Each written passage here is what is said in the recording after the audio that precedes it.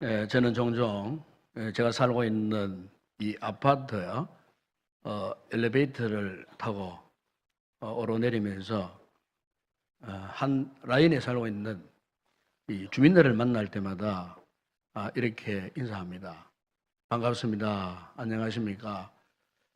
요즘 어떻게 지내십니까? 이렇게 질문을 합니다. 그들 가운데는 이 개인 택시 사업을 하는 분도 있고, 또 식당을 운영하는 분도 있고, 또 신발 가게를 하시는 분도 있고, 또 비닐 하우스 재배를 하는 분도 있고, 또 아파트 경비를 하는 분도 계시고, 또 새벽기도 마치고 올라가면 여지없이 또 출근하시는 일용직, 또 이렇게 직장을 구하기 위해서 새벽 일찍 이렇게 나서는 분도 있습니다. 그래서 이제 이분들과 뭐 짧은 시간이지만은 이렇게 이제 안부를 물으면은 이구동성으로 이런 이제 말씀을 합니다. 요즘 참 세상 살기 힘든 것 같습니다. 참 어렵습니다. 심지어 어떤 분들은 죽을 지경입니다. 죽을 지경이라고 또 그렇게 인사하는 분도 있습니다. 사실 요즘 우리 이 사회가 참 힘듭니다. 아주 힘든, 여러 가지로 힘든 이 상황 속에 놓여 있는데, 그 중에서도 참 이 경제적인 여러 가지 많은 힘들고 어려운 사정들이 많습니다. 이 같은 어려운 이 우리의 사정을 잘 반영한 이 세태를 풍자한 그런 용어들이 많이 있죠. 그 가운데 이태백, 20대 태반이 백수라는 말 아닙니까? 38선, 38세가 되면은 이제 슬슬 퇴직을 생각해야 한다는 말이거든요. 사오정, 45세가 이제 정년이라는 말도 있고, 또 56도, 56세까지 일하면 도둑이라 할 정도로 참 불안한 그런 용어도 있고, 또 625, 62세까지 일하면은 오적, 을사 오적처럼 오적으로 들어가는 이런 또 세대가 또 되었습니다. 근데 최근에 나온 새로운 말 가운데에 대오라고 하는 용어가 있습니다. 바로 취업이 안 된 대학생들을 일컬어서 대학 5학년이다 이렇게 해서 대오라고 또 그렇게 또 표현을 합니다. 또 하나가 있는데 인구론. 이것은 대학가에서 하는 용어입니다. 대학에 인문계열 90% 이상이 졸업하지만 논다는 거죠. 그래서 인구론이라고 이 대학생들은 이렇게 요즘 힘든 어려운 이 세태를 풍자적으로 이렇게 이제 이야기하는 것을 볼 수가 있습니다. 이렇게 오늘 우리의 이 현실이 정말 참 힘듭니다. 세상 어느 곳에 가든지 참 우리의 마음 둘 곳이 없습니다. 우리의 이 불안한 마음을 좀 안정시키고 좀 자유를 누리고 좀 행복을 누릴 만한 그런 이 삶의 이 환경이 잘 갖춰지지 않습니다. 오히려 살렵고 발버둥을 치면 칠수록 삶의 그 중압감에 그냥 짓눌려서 고통을 당할 수밖에 없는. 그러나 우리 성도들은 비록 이 세상이 현재 참 우리의 상황이 이렇게 참 부정적인 현실이고 우리의 마음을 쉽게 편안을 부를 수 없는 이런 상황이라 할지라도 여러분, 그러나 우리가 한번 생각해 보게 되면 그럼에도 불구하고 우리가 이 세상 근심을 잠시 뒤로 하고 쉴 수 있는 곳이 있죠. 제가 얼마 전에 어떤 TV 프로그램 가운데에 이제 아빠하고 아들하고 이제 이렇게 나와가지고 이제 서로 대화하는 그런 아주 재미난 그런 프로그램이 있었어요. 그때 이제 출연할 분이 이름만 되면 잘 알 수 있는 저명한 변호사 그리고 어린 아들과 함께 방송에 출연해서 이런저런 재미있는 대화를 나누는 그런 장면을 볼 수가 있었어요. 이 변호사는 참 자기 집에서 그 어린 아들에게 정말 자상하고 가정적이고 참 자녀들에게 친구 같은 그런 아버지였어요. 그래서 막 장난도 치고 춤도 같이 추고 서로 막 유머를 주고받으는 모습이 너무 즐겁고 행복해 보였어요. 그런 중에 이제 진행자가 아들에게 이런 질문을 했어요. 혹시 아버지에게 바라는 희망사항이 있거든. 한 가지만 말해보세요. 질문을 했어요.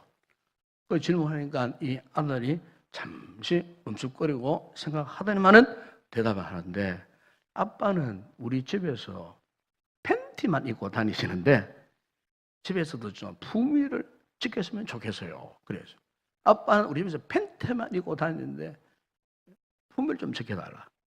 이 아들의 대답에 막 그 출연한 그 관객들이 막 박장대소를 하고, 또 이것을 보고는 아들 대답에 막 그냥 막 너무너무 웃었던 그런 기억이 납니다.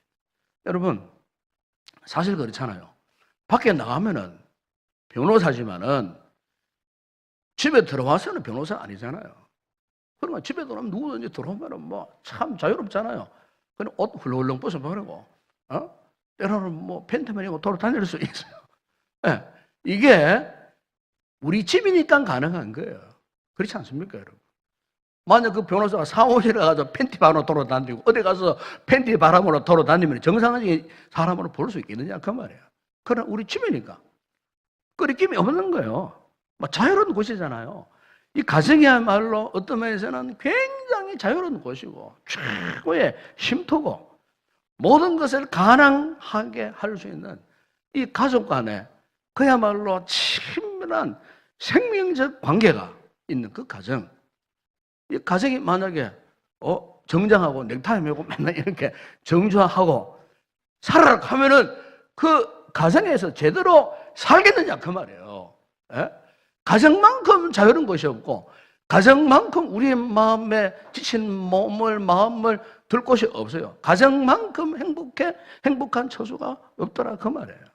여러분, 이와 같이 여러분 오늘 그리스도인들에게 있어서는 영적인 집이 있어요. 영적인 우리 집이 있어요. 바로 교회 아니겠습니까? 교회. 이 교회가 뭡니까? 교회는 하나님의 그 백성들이 함께 모여 한 가족으로 지체를 이루는 영적인 공동체입니다. 영적인 공동체. 그래서 이제 사도 바울이 에베소 2장 19절에서 이런 말씀을 했어요. 그러므로 이제부터 너희는 외인도 아니요 나그네도 아니요 오직 성도들과 동일한 시민이요 하나님의 권속이라 그랬습니다. 이 하나님의 권속이라는 이 말을 NIV 영어 성경에 보니까 members of God household, 그 단어가 정말 중요한 단어예요. household, house, 집을 말하잖아요. hold, 붙잡는다, 매달아 놓는다, 뭐 이렇게 받아 놓는다 그런 뜻이거든요. 그러니까 여기에 household라고 하는 이 말이 뭐냐면은 가족이라는 거예요. 가족. 이와 유사한 단어가 family, 가족이라는 뜻이에요.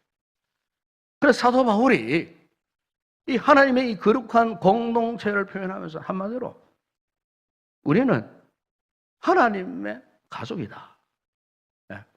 그러니까 예수 그리스도의 사랑과 생명으로 결집된 그 하나님의 은혜로 충만한 이 가족 관계, 여기에서 우리는 사랑을 느끼고 자유를 누리고 행복을 맛볼 수 있는 곳, 이곳이 어디라고요? 오늘 우리 이곳에 모여있는 하나님의 몸된 교회, 거룩한 영적인 공동체 아니라 그 말이죠. 독일 가면은 독일 전역을 연결하는 자동차 전용 고속도로가 있습니다. 일명 아우토반 고속도로입니다. 과거 우리나라에 박정희 대통령이 60년대에 처음 독일을 방문했을 때에 이 독일의 이 아우토반 고속도로에서 독일 수상과 함께 귀빈 성의자를 타고 막 질주하는 그 모습에서 이 박정희 대통령이 뿅 가버렸어요. 야, 이런 길이 있었는가? 탄탄대로 좀 더 흔들림이 없는 속도 무제한 고속도로. 그게 너무나 큰 감명을 받고 그가 돌아오자마자 시작한 것이 뭐냐면은 이 경부고속도로입니다. 경부고속도로. 그런데 바로 이 아우토반 고속도로 중간중간 쉴 수 있는 각 그 지역마다 무엇이 있느냐면은 아우토반 교회들이 있습니다. 아우토반 교회. 우리로 말하면 고속도로 휴게소 같은 곳에 아우토반 교회가 있어요. 여러분 한번 생각해 보세요. 고속도로의 휴게소마다 왜 아우토반 교회가 있는가? 예. 이 고속도로를 막 질주하다가 운전자들이 때로는 피곤에 지쳐 있습니다. 몸도 마음도 기진맥진한 그런 상태에 휴게소에 옆에 있는 아우토반 교회에 들어와가지고 은은한 전자올겐 소리가 울려 퍼지고 찬송가를 부르고 기도를 하고 또 예배 시간이 맞아지면 또 예배를 드리고 그래서 그 운전자들이 지친 몸을 이끌고 그곳에 들어가서 그 안에서 주님의 사랑을 느끼고 주님의 자유와 행복을 만끽하고 그리고 새로운 은혜를 힘입어 다시 그 먼 길을 잘 가도록 하기 위하고 물론 독일은 그 바탕이 기독교 문화예요. 그러니까 휴게소마다 교회가 있을 수 있어요. 그러니까 교회가 세워진 진정한 목적이 바로 이거예요. 세상 가운데 살면서 비록 힘들고 지쳐 있다 할지라도 이 교회를 쳐다볼 때 기쁘고 교회에 들어갈 때 행복하고 이 교회를 통하여서 그리스도의 충만한 은혜를 누리고 여러분 이런 모습으로 살아가는 사람이 진짜 그리스도인이 아니겠습니까 여러분? 이런 하나님의 교회를 반가이 맞이하고 즐겁게 여기고 여기 들어온 것을 최고의 인생의 행복을 아는 그 사람이 진짜 그리스도인이라 그 말이죠. 일주일에 한 번 겨우 교회에 나오면서 무슨 원수정한을 만난 것처럼 무슨 시위 장소에 모인 군중들처럼 얼굴 표정이 막 이그러져 있고 웃음기가 전혀 없고 즐거운 감정, 행복함 느끼지 못하고 그냥 여기저기서 한숨만 푹푹 쉬고 있다가 여러분 다시 저 전쟁터와 방불한 저 세상 가운데 나가서 우리가 여러분 어떻게 살겠습니까? 여러분? 에? 교회가 만약 이렇다면 여러분 얼마나 끔찍스러운 곳이 되겠습니까? 여러분? 얼마나 불행하겠습니까? 여러분? 에? 물론 우리 교회는 그런 교회 아닙니다. 만약 교회가 그렇다면요 그건 교회가 아니에요. 그런 교회에서 어떻게 진정한 그리스도의 삶을 살 수 있겠느냐 그 말이에요. 여러분 원수마귀 사탄의 존재 목적이 간단합니다. 교회가 그런 교회가 되도록 유혹하는 거예요. 교회가 그런 교회가 되도록 성도들과 성도들의 올가미를 막 뒤집어 씌워가지고 거룩한 영성을 회복하지 못하도록 방해 공작 안 하고 교회 분위기를 자꾸 자꾸 말로 행동으로 어떤 사건을 일으켜가지고 암울하게 만들고 상처가 치유해야 되는데 여기 와가지고 더 큰 상처를 받게 만들고 그래서 교회가 영적으로 한마디로 풍비박 산나도록 어떤 상황을 자꾸 부추기고 서로 질투하고 미워하는 관계로 만들고 이건 여러분 성령의 역사가 아니에요. 마귀의 역사예요. 악한 사탄이 이 거룩한 공동체를 할 수만 있다면 이런 무서운 단체로 만들기 위해 갖고요. 지금도 우리를 그냥 두지 않습니다, 여러분. 주님의 몸된 교회를 그냥 두지 않는다는 거예요. 그렇기 때문에 여러분 건신하고 정신을 차려야 돼요.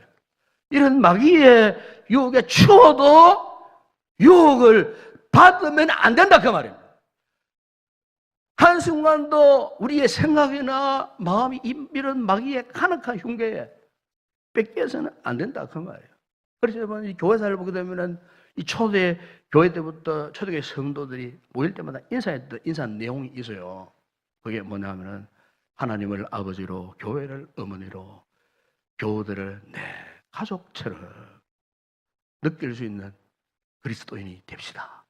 이 초대교회 성도들이 환난과 핍박 그 와중 가운데 모일 때마다 하나님을 아버지로 교회를 어머니로 교우들을 내 가족처럼 느낄 수 있는 신자가 됩시다.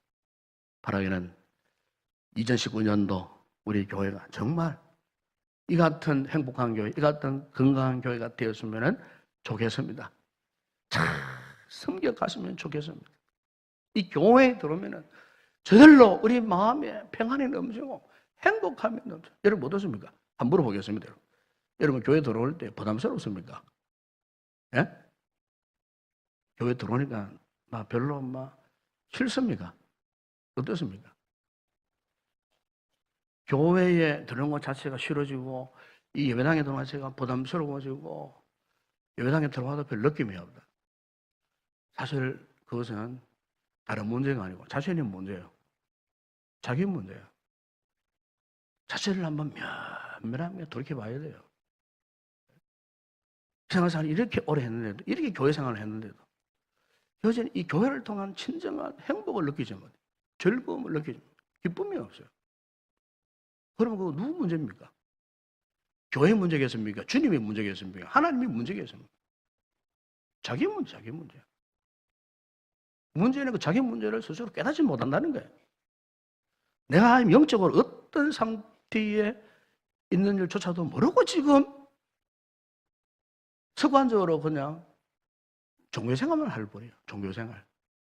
여러분, 우리가 누가복음 2장에 보면은 예수님이 12살 때에 그분이 직접 걸으셔갖고 주의 성전, 예루살렘 성전에 처음으로 들어오신 이야기가 거기에 기록되어 있어요. 유대인들은 성인 남자 12세 이상 되면은 6월 되면은 꼭 1년에 한 차례씩은 저 이스라엘 백성 남자들은요 다 6월절 지키기 위해 예루살렘 성전으로 다 올라옵니다. 거기서 예식을 행하고 예배를 드리고 그렇게 하는 겁니다.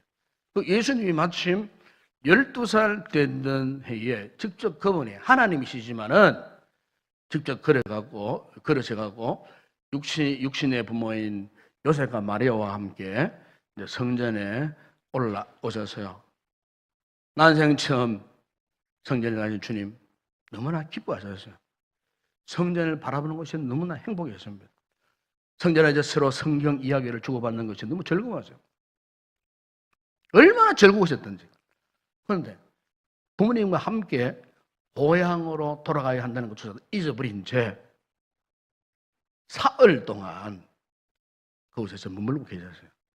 이런 상황 가운데서 요셉과 마리아가 당연히 아들이 뒤따라 오겠지 싶어하고 사흘길을 가다 보니까 아들이 보이지 않는 거예요.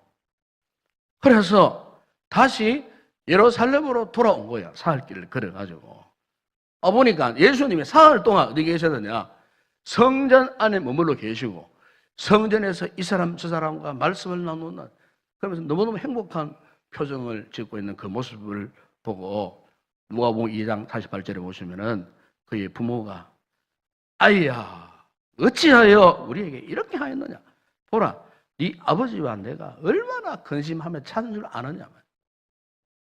예수님을 부정을 했어요. 그러니까 주님께서 49절에 보면 이렇게 대답합니다. 어찌하여 나를 찾으셨나이까? 내가 내 아버지 집에 있어야 될 줄을 알지 못하셨나이까? 여러분, 당시 예수님 나이는요, 12살에 불과했어요. 그런데 그분의 고백이 뭡니까? 내가 내 아버지 집에 있어야 될 줄을 알지 못하셨나이까? 여러분, 예수님은 하나님 아버지의 집이 어떤 곳임을 너무나 잘 알고 계셨던 분이에요. 물론 그분은 하나님이시기 때문에. 주의 성전이 얼마나 귀한 곳인지. 그래서 여러분 사도 바울이 에베소 5장 27절에서 이런 말씀을 했어요. 자기 앞에 영광스러운 교회로 세우사. 영광스러운 교회. 영광스러운 교회예요. 여러분 믿으십니까? 이 인동교회는요. 영광스러운 주님의 몸된 교회예요.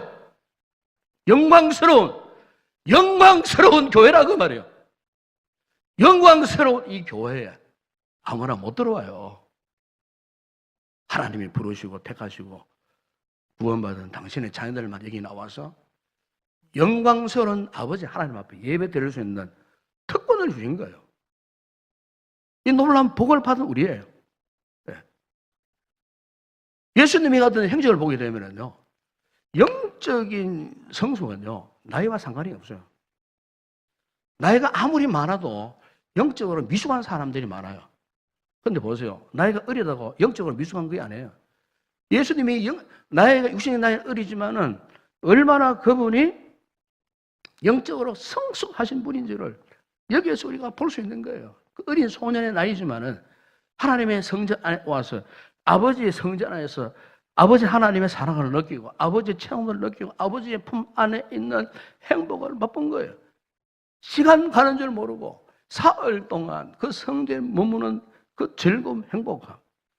사랑하는 여러분, 오늘 우리 교회도 이런 교회가 되고 이런 성도들이 되어야 할 줄로 믿습니다. 이곳에 하늘 아버지가 계시고 아버지의 사랑을 느끼고 아버지의 말씀이 있는 이곳이 바로 우리 인동교회입니다. 인동교회. 예. 저는 목회자라고 이런 말을 꼭 하는 건 아닙니다. 비록 목회가 힘들고 어렵지만요. 저는 우리 교회에 이렇게 출퇴근 하루 종일 때로는 주의 성전에 있고 기도하고 말씀 할 때만큼 행복한 순간이 없어요. 행복한 순간이 없어요. 얼마나 감사한지 모르. 수십 년을 목회해도 주의 성전에 들어오는 것, 이 교회 안에 있다는 것 자체가 너무너무 감사하고요. 너무너무 기쁘고 너무너무 즐겁고 세상 물질, 돈, 세상 명예 별로 부럽지가 않아요. 주의 전에 머물러 있다는 것 자체가 얼마나 신기하고 복되고 즐겁고 행복한지 모르더라 그 말. 여러분 시편 84편 시인이 4절 5절에서 이런 고백을 하지 않았습니까? 주의 집에 사는 자들은 복이 있나니 그들이 항상 주를 찬송하리이다. 주께 힘을 얻고 그 마음에 시온에 데려가 있는 자는 복이 있나이다. 여러분 오늘 본문에 보시면은 우리가 이 같은 행복한 이 교회 생활, 행복한 교회가 될 수 있는 그 근거를 6가지를 말씀하고 있어요. 첫 번째 하나 근거는 뭐냐? 우리 모두는 한 몸, 그리스도께 속하였다. 그래 말합니다. 4절에 보면은 몸이 하나요. 이 사실에 대해서 고린도전서 12장 3절에서 바울이 이런 말씀을 합니다. 우리가 유대인이나 헬라인이나 종이나 자유인이나 다 한 성령으로 세례를 받아 한 몸이 되었고, 그래서 한 몸이 되었다. 둘째 근거는 한 성령이 우리 안에 계신다는 사실을 말합니다. 4절 중반절에 보세요. 성령도 한 분이시니. 고린도전서 12장 3절 하반절에 바울이 이런 고백을 합니다. 다 한 성령을 마시게 하셨느니라. 세 번째 근거는요.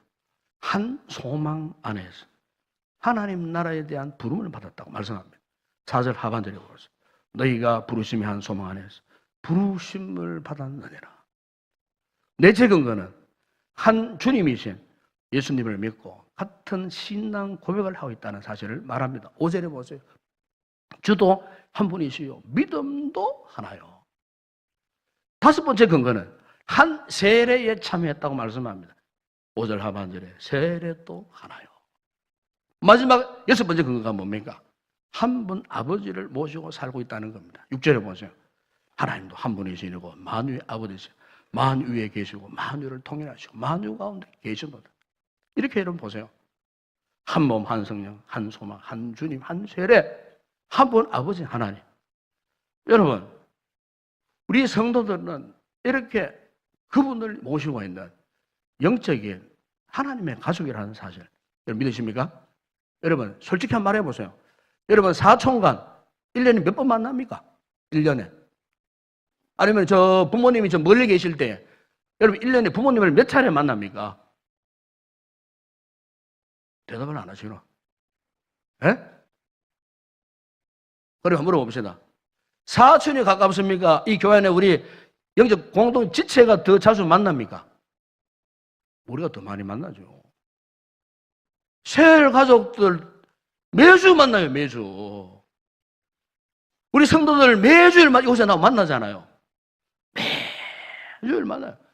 뭐 사촌 그렇게 안 친합니다, 사실. 사촌하면 별로 정이 없습니다. 예? 우리만큼 한 교회를 섬기고 한 지체 가운데 매주일마다 와갖고 식당 봉사하고 설거지하고 주일 교사하고 셀리더하고 뭔가 말씀 훈련받고 함께 기도하고 뭐 이런 관계가 여러분 보세요. 세상 어느 조직 단체에 가도 이런 관계가 없어요.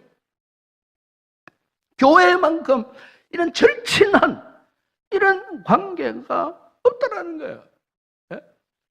이런 관계 속에 우리가 이 하나님의 이 거룩한 공동체에 오면서 기쁨을 잘 느끼지 못하고 관계에 즐거움이 없고 하나님을 예배하는 행복감이 없다. 여러분 이거 문제 아니겠습니까, 여러분? 과연 내가 지금 믿음 생활을 제대로 하고 있는 건지, 이 교회 생활을 제대로 지금 하고 있는 건지, 교회를 내가 지금 제대로 섬기고 있는 건지, 여러분, 영적인 우리의 관계는 육신적인 그런 관계를 뛰어넘습니다. 우리는요, 영원한 관계입니다. 죽음의 순간, 아직 죽음의 그 순간을 넘어서 주님의 나라에 들어가도 우리는요, 이 영원한 영적인 관계에서 우리는 피할 수가 없어요. 이미 하나님께서 이 땅에 살고 있는 동안 저와 여러분들 이 같은 영적인 친밀한 관계로 이미 삼아 주셨기 때문에, 그래서 비록 이런 친밀한 관계 속에 어떤 문제가 생겨도 우리가 어떻게 대처해야 되느냐? 사도 바울이 고린도전서 13장 7절에서 그가 고백했듯이 보면은 모든 것을 참으며 모든 것을 믿으며 모든 것을 바라며 모든 것을 견디며 함께 할 수밖에 없지 않느냐? 이 바울이 고백이 그거예요. 우리가 누구기 때문에 이미 하나님이 맺어주신 영적인 하나님의 가족이기 때문에 그렇더라는 말입니다, 여러분. 제가 언젠가 이 다큐멘터리 이 방송 가운데에 이 남극에 살고 있는 황제 이 펭귄들이 그 지독한 남극의 그 겨울을 지나는 그것을 다큐멘터리로 촬영한 그 영화가 있었어요. 그야말로 영하 50도에 살인적인 추위였어요. 눈보라 강풍이 막 휘몰아치는. 그런데 이 펭귄들이 그림 나오죠. 자신들만의 그 생존 방법이 있었어요. 수천 마리의 펭귄들이 어떻게 했냐면은 서로의 몸을 막 그냥 밀착해가지고, 예?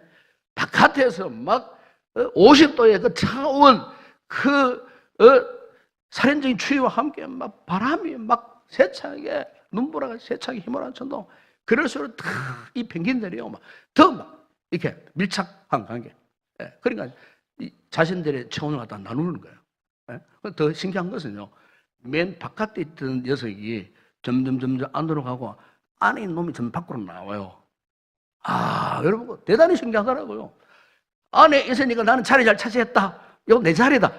안 비켜주는 게 아니고 처음에는 안에 들어갔지만은 이제 안에 있기 밖으로 점점 나오고 밖에 있기 안으로 들어가면서 이게 이제 골고루 수십 시간 동안 수주 동안요 그 추위가 지나갈 때까지 눈보라가 지나갈 때까지 이 펭귄들이요 그렇게 하는데 한 놈도 죽지 않고 그냥 다 살아납니다.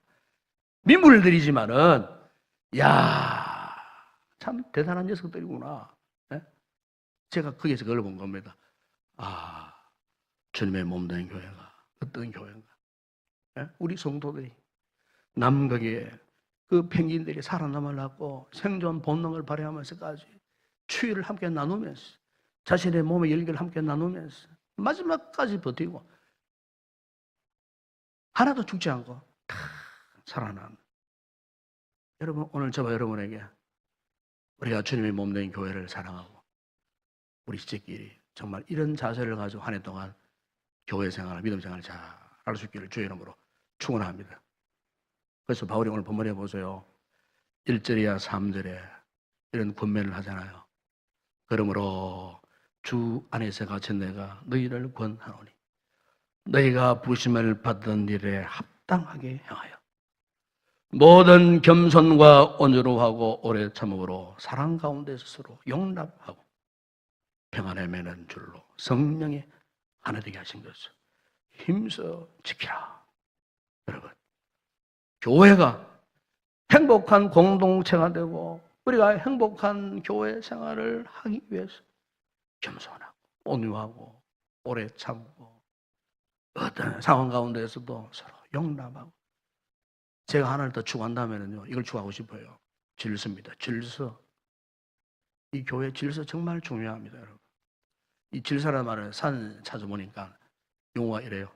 올바른 상태를 유지하기 위한 일정한 차례나 규칙을 질서라. 국어사전에 그렇게 질서를 이야기했어요. 여러분 마찬가지로 이 교회 안에는 질서가 있어요. 영적인 질서가 있어요. 만약 우리 성도들이 이 질서를 무시해버리면 당장 혼란이 옵니다. 당장 공동체 아픔을 당합니다. 그래서 사도 바울이 그의 서신서 곳곳에서 이 같은 질서가 얼마나 중요한지를 강조하면서 고린도전서 14장 3절 이렇게 말씀합니다. 하나님은 무질서의 하나님이 아니시요 오직 화평의 하나님이시라. 모든 성도가 교회에서 함과 같이 모든 교회 모든 성도들이 어떻게 해요? 질서를 지키라 그 말입니다. 영적인 질서를 지키라. 고린도전서 14장 4절을 보면 모든 것을 품위 있게 하고 질서 있게 하고. 여러분 이 그리스도인들은 품위가 있어야 돼요. 우리 성도들은 정말 품위가 있어야 돼요. 자기 집에서 행하던 모습 그걸 교회에서 하면 안 된다고 말입니다. 저 세상 사람들이 하는 그런 행동들을 교회에서 하면 안 돼요. 품위 있는 그리스도인. 예. 질서를 지키라고 말해요. 그렇게 해서 골로새 2장 5절에 보면은 이는 내가 육신으로는 떠나 있으나 심령으로는 너희와 함께 있어 너희가 질서 있게 행함과 그리스도를 믿는 너희 믿음이 굳건한 것을 기쁘게 보매라.